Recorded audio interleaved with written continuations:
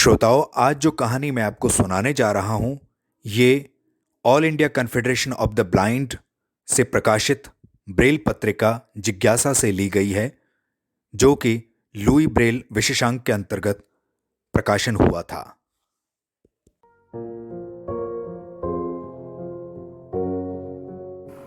दोस्तों नमस्कार, मैं हूं आपका दोस्त अरुण पंचारिया। लीजिए, प्रस्तुत है एक कहानी, ब्रेल मेरा आधार।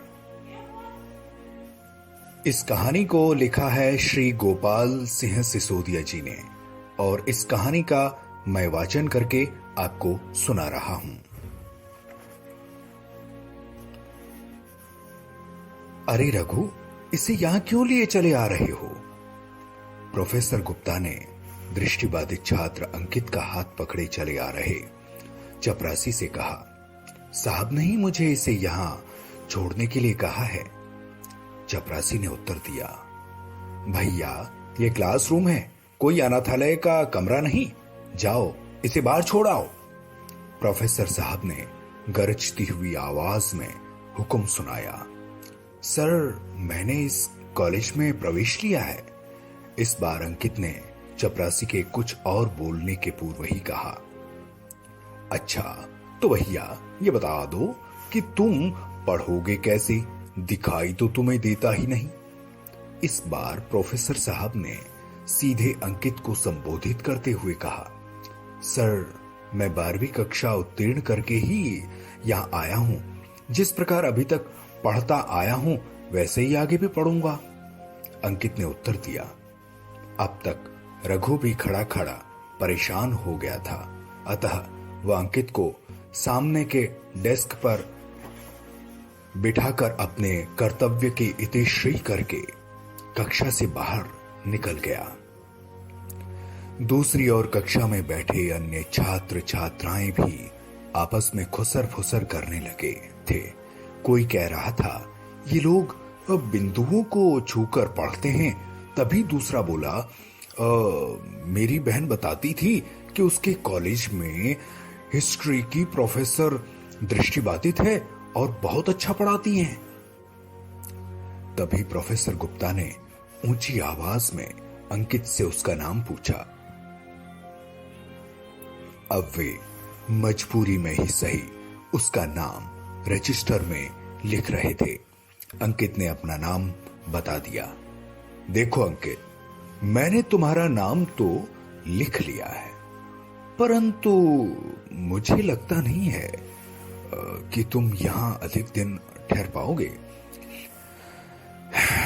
लेकिन चलो, अच्छा है, तुम्हारा कॉलेज में आने का अरमान भी पूरा हो जाएगा।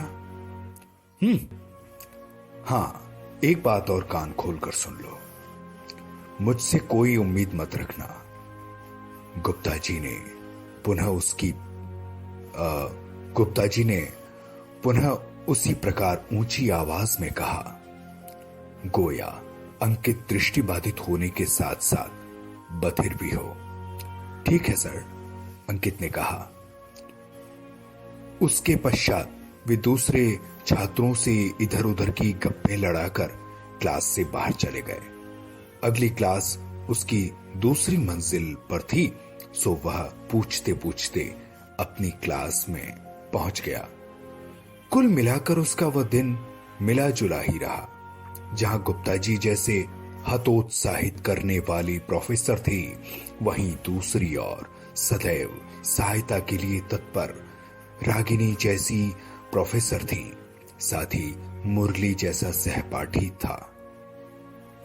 वह अपने साथ सदैव अपनी प्रिय ब्रेल स्लेट रखता था। प्रोफेसर जो भी क्लास में पढ़ाते, वह मुख्य मुख्य बिंदु ब्रेल में नोट कर लेता और अपने कमरे पर आकर अपने वाचक यानी रीडर से वह अध्याय पढ़वाता। इसके अलावा उसने अपनी सभी पुस्तकें वाचक की आवाज में रिकॉर्ड करवा ली, जिससे सुन सुन कर अपने ब्रेल में नोट्स बनाता और पढ़ता। उसे ब्रेल नोट्स बनाने के दौरान भी वह अध्याय अच्छी तरह याद हो जाते। इस प्रकार वह अपने कॉलेज की पढ़ाई कर रहा था। इसी प्रकार महीने व साल गुजरते चले गए। आखिर वह शुभ दिन आ ही गया जब स्नातक की परीक्षाओं का परिणाम आने वाला था। अंकित ने कॉलेज में द्वितीय स्थान प्राप्त किया था। अंकित तथा उसके दृष्टिवान मित्र बहुत खुश थे।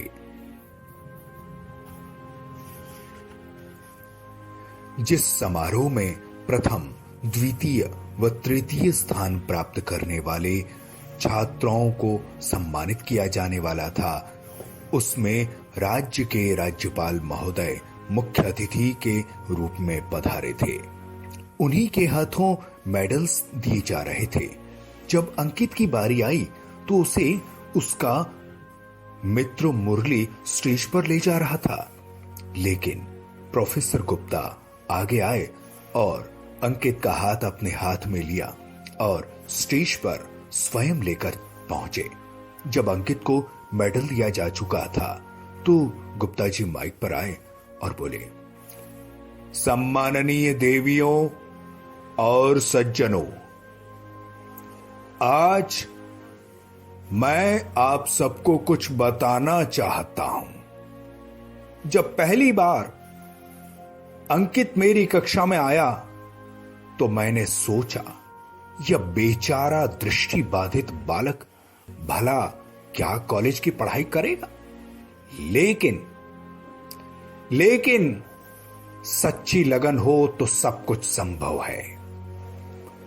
मेरी धारणा को अंकित ने गलत साबित कर दिया है और कॉलेज में द्वितीय स्थान प्राप्त कर अपनी योग्यता साबित कर दी।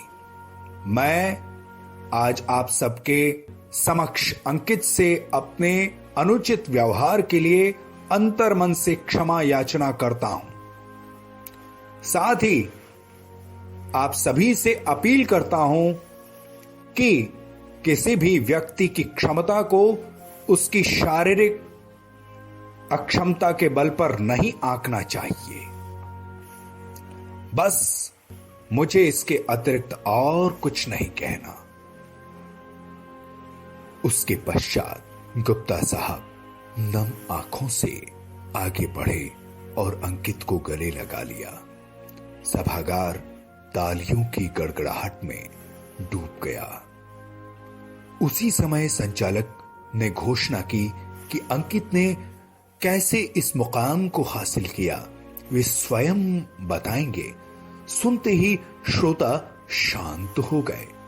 अंकित ने कहना प्रारंभ किया, मैं अपनी सफलता का श्रेय जिन्हें देना चाहूंगा उनमें मुख्यतः मेरे सम्माननीय गुरुजनों तथा मेरे मित्रों के अतिरिक्त जिसका सबसे अधिक मेरी इस सफलता के पीछे हाथ है, वह है महामानव लुई ब्रेल द्वारा तैयार यह ब्रेल लिपि। जी हां साहब, ब्रेल के माध्यम से मैं कक्षा में नोट्स बनाता था और उसी के कारण मैंने उपलब्धि प्राप्त की है। अपना वक्तव्य पूरा कर अंकित मुस्कुराता हुआ स्टेज से नीचे उतर आया। सभी ने अपने स्थान पर खड़े होकर तालियां बजाते हुए उसका स्वागत किया। आज स्वर्ग में बैठी लुई ब्रेल की आत्मा भी आनंदित हो रही होगी। तो दोस्तों, कैसी लगी आपको ये कहानी बताइएगा जरूर। अब मैं यानी आपका दोस्त अरुण पंचारिया आपसे चाहता हूं इजाजत। तब तक के लिए आज्ञा दीजिए। नमस्कार।